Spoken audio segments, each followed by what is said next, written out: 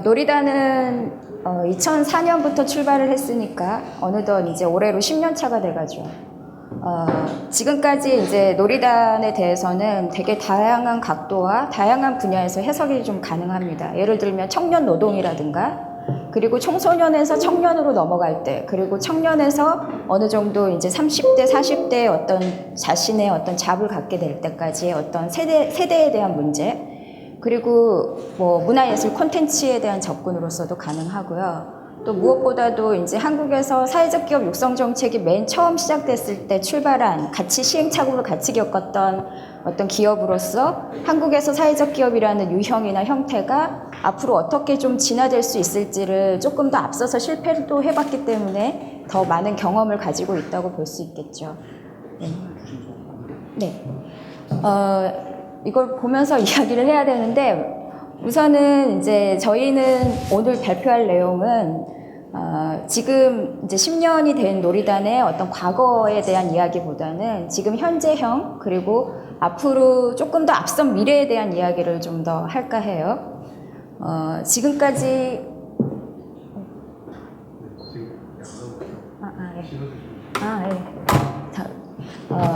한국에서 사회적 기업의 성과라고 하면 그건 이제 비단 놀이단뿐만 아니고 지금까지 공공성과 창의성은 되게 배치되는 개념으로 이해를 하고 있었습니다. 얼마 전까지만 해도 그렇고, 특히 이게 문화예술 분야로 왔을 때는 이 배치되는 개념들이 여전히 그 하나의 프레임으로 존재하는 건 여전하죠.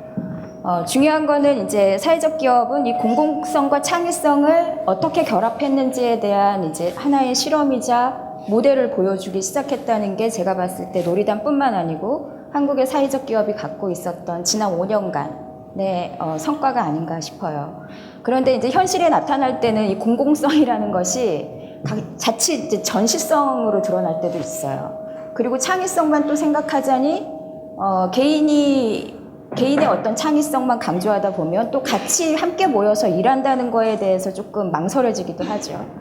그래서 제가 생각하는 거는 이 공공성과 창의성은 항상 5대5 비율이 될 수가 없어요. 사회적 기업이 맨 처음에 시작했을 때 뭐가 사회적인 거냐? 그럼 돈은 뭐 경제적인 것은 그러면 그 밑에 뭐 종속되는 것이냐? 되게 사람들을 헷갈리게 하는 질문들이 많았는데 그거는 항상 5대5의 비율이 아니라는 거죠. 어떨 때는 개인의 창의성이 되게 필요로 할 때도 있고 그게 한 8의 비율을 차지하더라도 또 어떤 측면에서는 이거는 공공적인 어떤 프로세스가 필요하다는 어떤 또 그게 8이 되더라도 정작 중요한 거는 이 두 개가 결합했을 때 그 스탠다드라고 표현하죠. 표준. 기준을 얼마만큼 올려놓을 수 있을지 그게 이제 제가 봤을 때는 공공성과 창의성의 결합의 방법인 것 같아요. 아까 말씀드린 대로 조직으로서, 집단으로서 놀이단이 이만큼 성과를 냈다라든가, 내지는 어떤 실패를 해봤다라든가, 물론 이제 그런 차원의 해석도 가능은 하지만, 제가 여전히 중요하게 보고 있는 것은 사실 개인들의 출현이에요. 특히나 한국 사회처럼 그 전쟁의 폐허에서 시작한 국가는 어떤 시스템으로 성장하는 나라들이 아니죠. 그러니까 어떤 고민 또 어떤 문제제기 먼저 준비되고 먼저 깨달았던 사람들이 먼저 시작하는 그것부터가 항상 출발이었던 것 같습니다. 놀이단 역시 마찬가지였어요.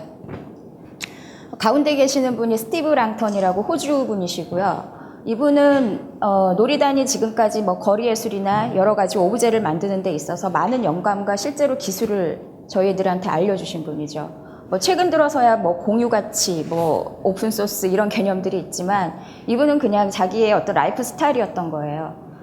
근데 직업은 뭐 대학에서 예술을 전공하신 분도 아니고 그냥 은행원 출신이에요. 그런데 어렸을 때 부모님을 따라서 아시아와 동유럽을 여행하면서 배웠던, 근데 전 세계에 악기를 만드는, 악기라는 오브제를 만드는 그 원리가, 기술이 되게 공통점이 많다는 것을 발견하고 그것들을 놀이단하고 함께 즐겼던 거죠. 사진은 쭉쭉 넘어갈게요. 이게 이제 놀이단이 맨 처음에 그 지금처럼 막 창업, 사회적 기업 이런 용어가 전혀 없을 때였어요. 그래서 오히려 좀 더 마음을 편하게 시작했을지도 모르겠어요. 좀 덜 급하게 했어도 됐던 거죠. 그래서 호주 멜번에 있는 이제 허벅 스튜디오에 가서 약 45일간 레지던시를 하죠. 거기에서 중요한 거는 우리가 이거를 비즈니스 모델을 빨리 만들어서 돈을 벌자가 전혀 아니었고 실험이었습니다, 일종의. 그래서 거기에서 모인 사람들이 뭔가를 배우고, 그래서 놀이단이 맨 처음에 항상 이제 조직 안에서 자주 했던 말이 놀고 일하고 배운다. 이 세 가지 그냥 잘해보자였던 거예요. 그래서 여기에서 40일간의 어떤 실험들을 합니다. 그리고 이제 조직화 단계로 이제 넘어가는 이제 순간들이 오는 거죠.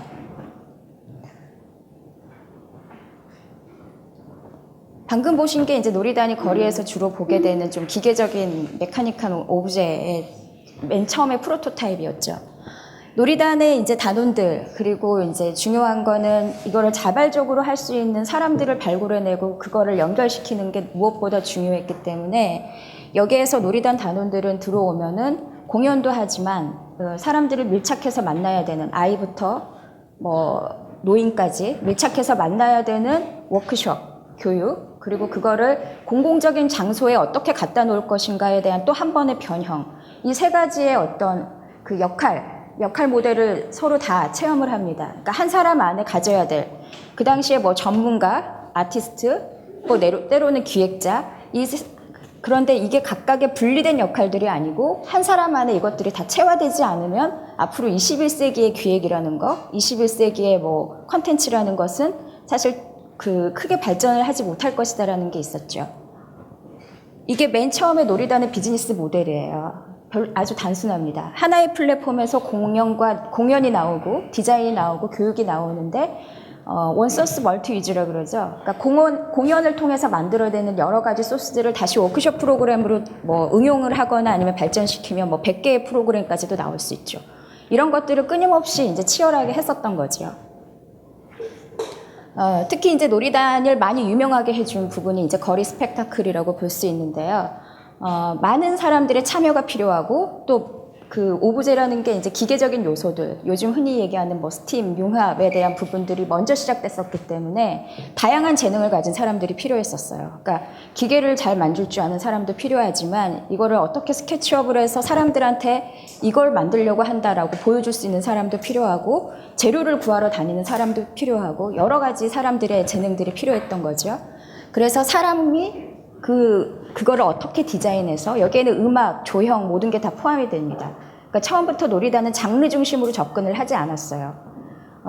지금까지 문화예술 분야들이 자꾸 헤매고 있거나 뭐 내지는 좀 약간 그 하나의 프레임에 갇혀 있는 부분들이 이제 장르, 나는 시각예술 하는 사람이야, 나는 뭐 UX 하는 사람이야, 나는 무슨 디자이너야, 이렇게 계속 그 세분화된 장르 속에 자신들의 역할들을 좀 고정시켜 놓는 부분들이 있습니다. 근데 놀이단은 처음부터 좀 그런 것들을 좀 다른 식으로 바라봤던 거죠. 그래서 최근에 이제 저희가 갖고 있는 이제 오브제가 공룡 스펙타클인데요. 여기 이 공룡을 맨 처음에 선보인 곳이 경상남도 고성군이에요. 인구가 5만 명 이상 정도 된 아주 작은 마을이죠. 이 공룡도 공룡이지만 저희는 또 아까 말한 그 개인들 두 분을 만나게 되었습니다. 두 분 다 50대 시니어세요. 근데 한 분은 고성군에서 그 행정 조직을 맡고 있으면서 동시에 예술가들과도 같이 일해본 분이 계셨어요. 지금 한혜종 교수님이신데 그분은 지금까지 이제 흔히 말하는 대형 기획사들, 메이저 기획사들, 제일기획이라든가 대기업의 기획사들이 대부분의 지방의 이런 사업들을 수주를 받고 그거를 다시 거기에서 한번 걸러서 이제 공연단체나 이렇게 넘기죠. 그러면 예산은 점점 줄어들고 결국 나오는 결과물의 퀄리티를 기대치 이하로 떨어뜨릴 수밖에 없겠죠.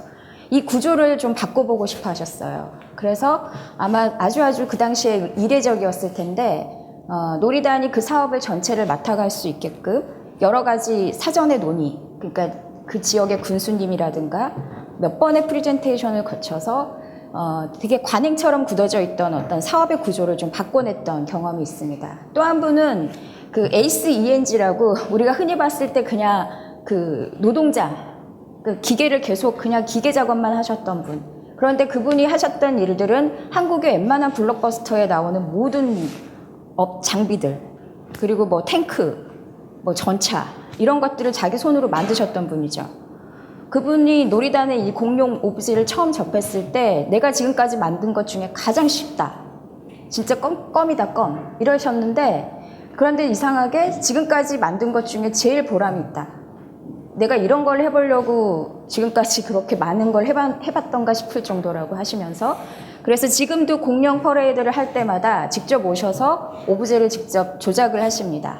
오퍼레이션을 맡아주시고 아이들을 만나고 하면서 그분한테도 좀 새로운 활력이 되셨고 앞으로도 아마 놀이단의 중요한 시니어 파트너가 돼서 일을 하실 것 같아요. 시간이 좀 없으니까 쭉쭉 넘어가겠습니다. 놀이단에서 이제 강조했던 거, 비단 놀이단 뿐이었겠어요. 단원들한테 강조했던 거는 사회적 기업가 정신, 그리고 두 번째가 이제 창의적인 파트너십인데요. 사회적 기업가 정신은 조금 어차피 좀 추상적이고 직접 해봐야 아는 부분이라 넘어가지만 대부분이 이게 어려워요. 크리에이티브 파트너십이. 일단은 그 사람들을 만나서 대화를 하고 그 사람이 처한 처지나 그 사람이 하고 있는 일에 대한 이해가 없으면 사실 뭐 창의적인 파트너가 될 수 있다 이런 부분까지 가기가 어렵죠. 그래서 현실에서 정말 풀어야 되는 문제는 사실 두 번째였습니다.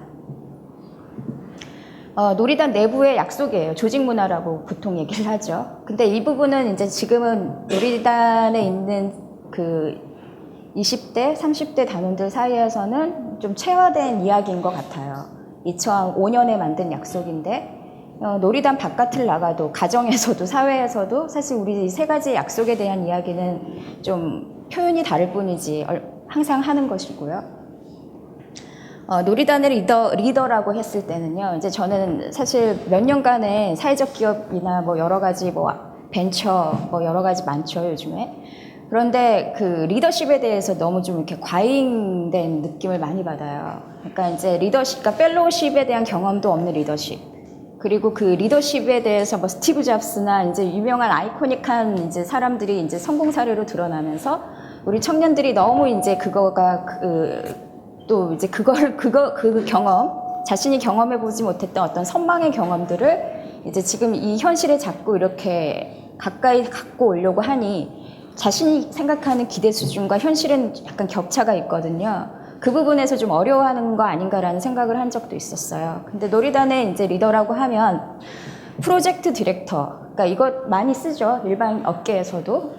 프로젝트 매니저 많이 써요. 근데 이제 정작 아까 말씀드린 대로 크리에이티브 파트너십을 할 때 이 프로젝트 코디네이터 역할들이 저는 앞으로도 점점 더 중요해질 거라고 봅니다. 그러니까 하나의 이제 공공적인 비즈니스를 할 때는 거기에 인벌브되는 이해관계자들이 상당히 많이 있어요. 공무원도 있지만 또 중간 지원 조직에 계신 분도 있고 여러 가지 이해관계를 조율을 해야 되는 것도 있죠. 지역으로 내려갈수록 그거는 더 그렇습니다. 그렇기 때문에 그 이 프로젝트를 코디네이팅 하는 것에 대한 능력, 재능, 그리고 거기에야말로 좀 열정이 좀 필요하죠. 그래서 이 세 가지의 그 역할이 좀 이렇게 총합되어 있는 그런 것들이 이제 아까 말씀드린 공연, 워크숍, 그 디자인 이 세 가지에 어떻게 보면 좀 더 진화된 역할인 거죠. 2007년까지 놀이단이 사회적 기업 되기 전입니다. 그때는 어떤 슬로건이 있었던 건 아니고 이 네 가지 이야기를 되게 많이 했던 것 같아요. 그러니까 이제 무엇이든 악기가 된다. 누구나 연주할 수 있다는 최근 들어서 이제 점점 더 확장되고 있는 커뮤니티 아트에 대한 이야기였던 것 같고요. 그리고 손 안에 두뇌가 있다라는 것은 이제 우리가 점점 살면서 손으로 뭔가를 해보는 경험들이 없어지죠. 특히 한국의 입시제도라든가 교육에 있어서는. 그래서 손을 다시 쓰면서 뇌를 활성화시키는 것들에 대한 이야기도 좀 했었고요. 좀 짧게 쓰느라고 다양성이 창의성이다라고 써긴 했는데요. 놀이단에서 좀 인류들만 모인 곳에서는 절대 새로운 게 나올 수 없다라는 좀 확신도 있었습니다. 그래서 놀이단은 굳이 학력으로 얘기하자면 그럴 필요는 없지만 뭐 거의 초등학교부터 석박사까지 스펙트럼이 아주 넓었고 나이 역시도 이 시기 동안은 초등학생부터 오늘 오신 우리 고등학생 친구들 같이 청소년 그룹이 아예 팀으로 따로 있었죠. 그래서 좀 절 연령대가 있었다고 보면 됩니다. 그때는 이제 자기고용 프로젝트죠. 요즘 같으면 창업이라고 불렀겠지만 그때는 내 스스로 나를 고용해보는 어떤 모든 것에 대한 이야기를 했었어요. 그 프로젝트까지는 그냥 프로젝트예요. 프로젝트는 뭐든지 다 한시적이죠. 그래서 2008년부터 이제 놀이단이 사회적 기업이라는 정체성으로 갈아입기 시작했죠. 옷만 갈아입은 건 아니고 모든 문제도 같이 겪었습니다. 기업이 된다는 건 쉽지는 않아요. 프로젝트일 때는 망해도 실패해도 프로젝트는 프로젝트니까 그 나름 즐기면서 할 수 있었지만 기업이 되고 나서는 이게 만만한 것이 하나도 없었죠. 2008년부터 놀이단의 슬로건이 이렇게 바뀌었습니다. 버려지는 것을 새롭게 살리는 거는 사람이 갖고 있는 재능, 뭐 나이, 우리 주변에 있는 자원 이런 걸 다 포함하는 얘기고요.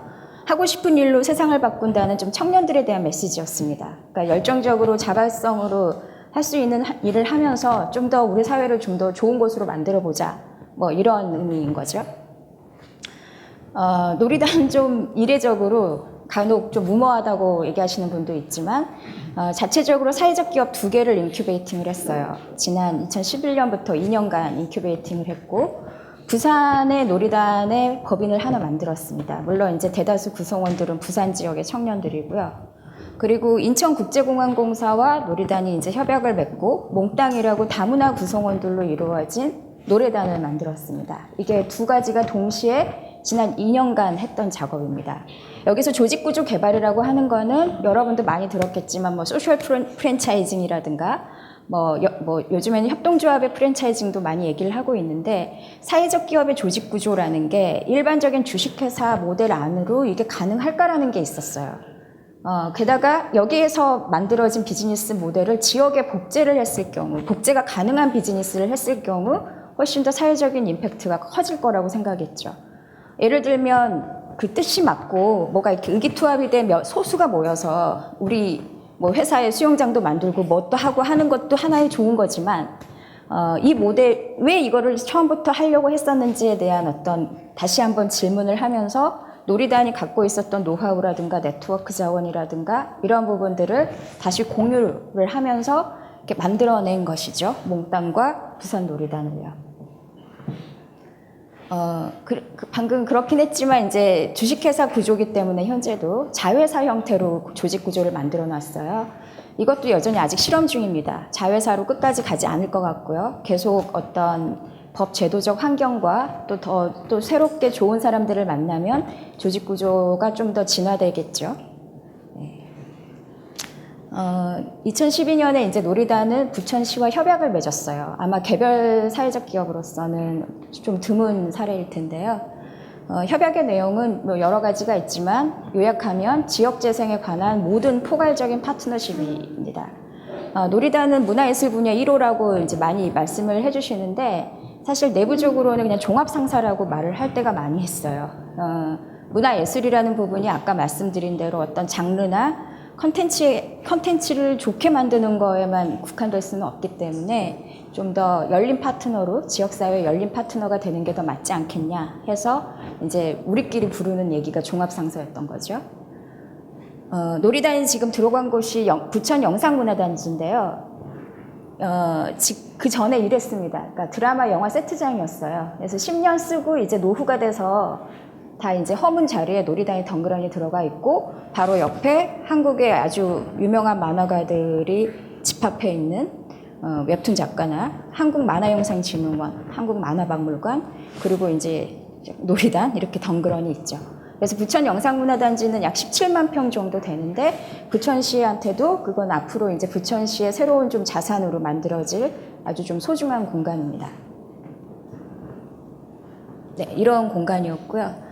이제 놀이단이 부천으로 갔지만 물론 부천과 어떤 것만 하는 건 아니지만 지역과 만나는 데는 좀 시간이 필요했어요. 왜냐하면 이제 아무리 우리가 여기까지 뭐가 있다고 해도 더 잘할 수 있고 할 수 있는 게 있다 해도 좀 기다릴 줄 알아야 됩니다. 사회적 기업을 하면.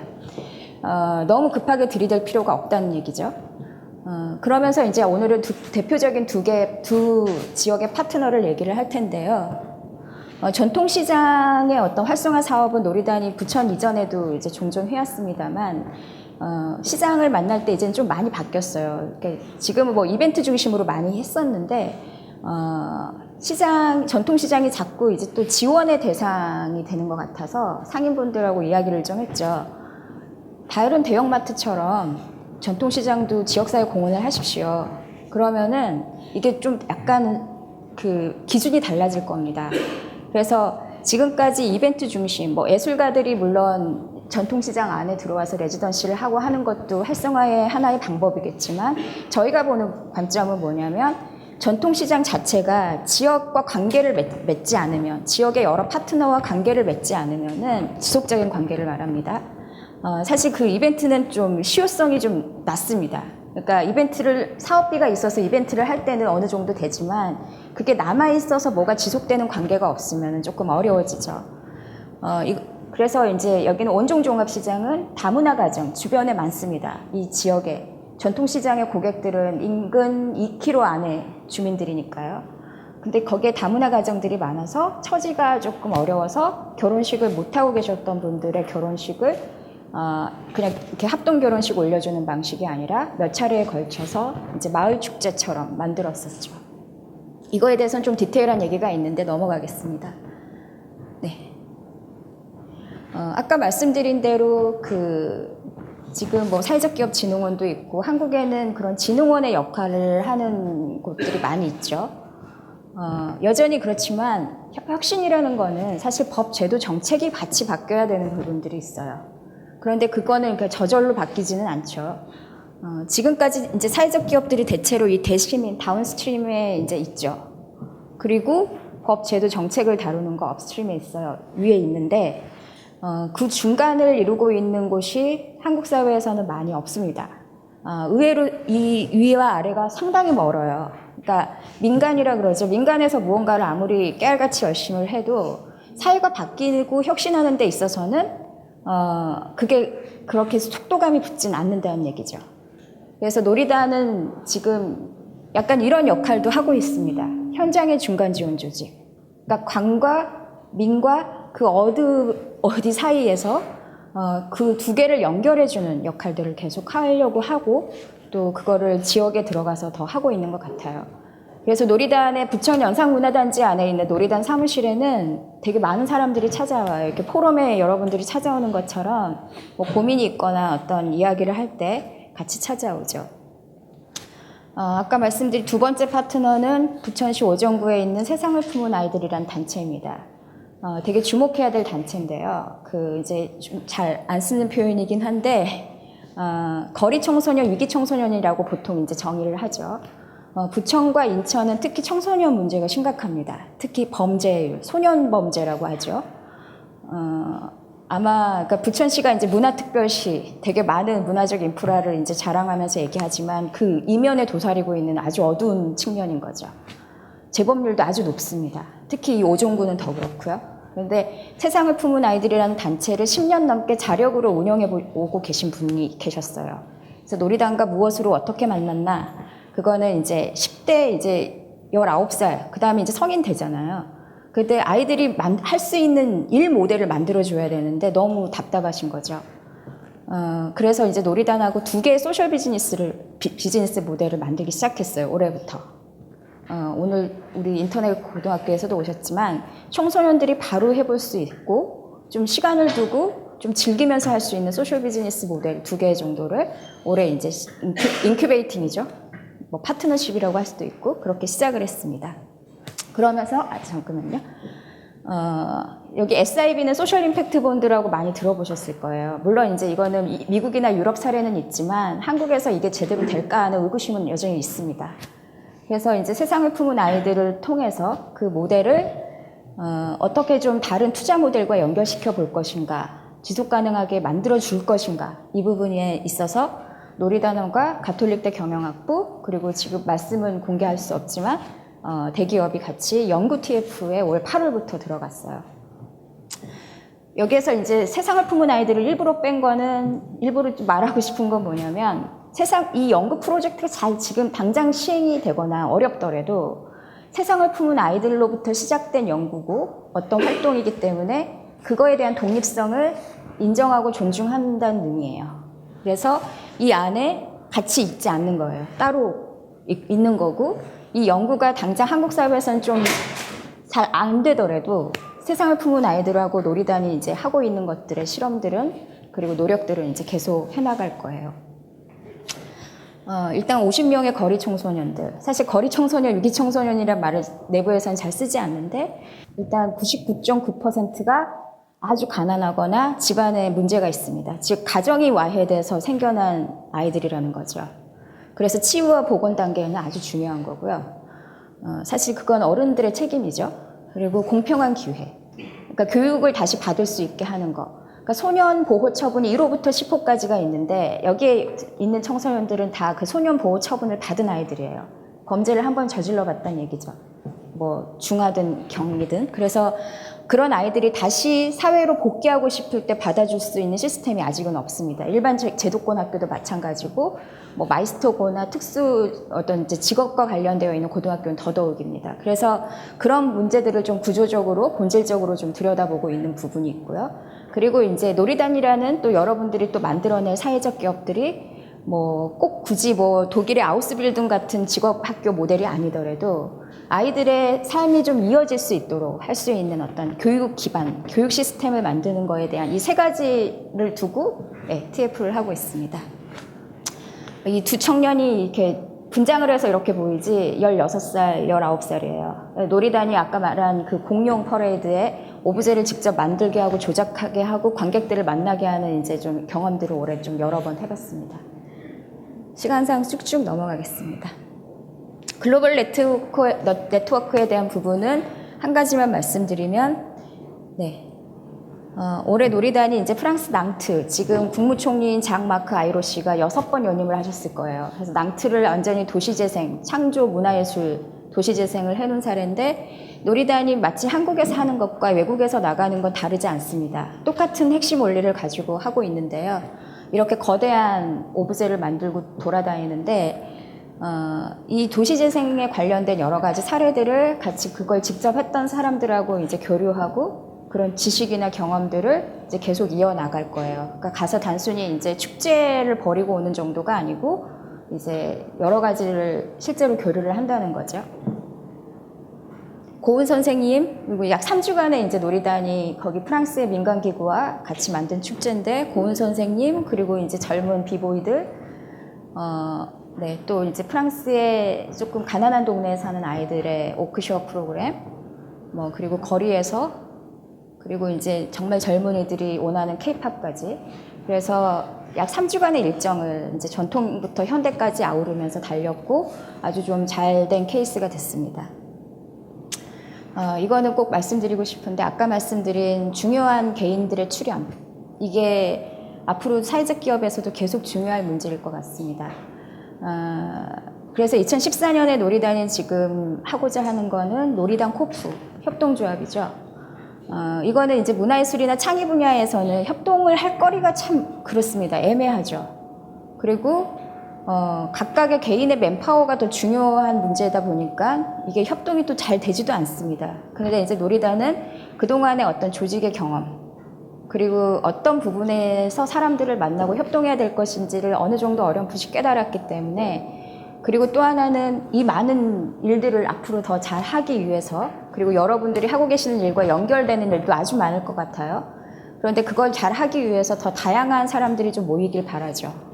그래서 좋은 개인들, 좀 나쁜 개인들은 안 되고, 여기서 좋다는 거는 단순히 나이스한 사람이 아니고 좀 성격이 모나더라도 하고자 하는 게 있어야 되는 거겠죠.